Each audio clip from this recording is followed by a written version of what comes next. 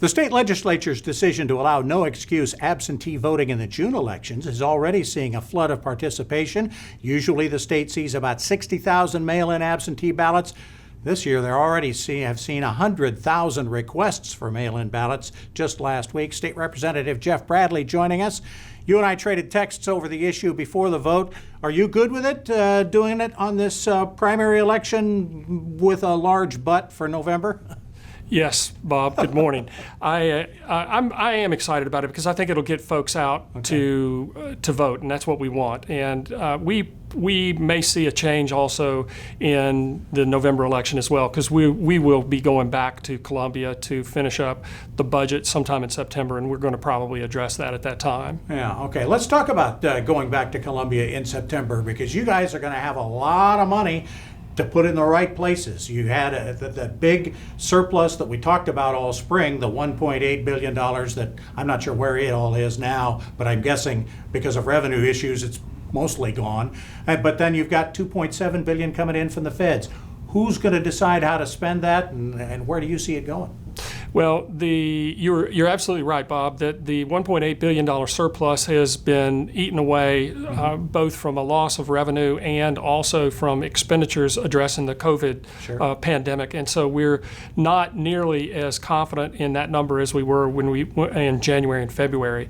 With regard to the federal money, that was money that was allocated to be dispensed by the governor, but in South Carolina, the General Assembly has clawed that authority back to itself. So we will have oversight and control over how that money is expended. The numbers will probably be fairly similar. The governor's generally been on the same track the legislature has. You guys have gotten along fairly well. Where do you see a lot of that money going? Obviously to cover expenses from the virus and all the different health issues that responded. Where, for example, from a business standpoint and particularly education, where are we going to spend some of that education money? Well, we know at this point that we have $15 million that are going to be allocated to assist the polling workers to help them protect themselves from any sort of infection from the COVID. Right. But it's any number of things. There may be expenses that school districts have incurred in trying to feed children and things like that, and some of that money will go in as far as that's concerned. But I don't think it's going to be designed to be creating any new programs for schools or anything like that. More than anything, we're going to plug the holes. Yes, exactly. Those are some and there are a lot of holes. And I would imagine there are.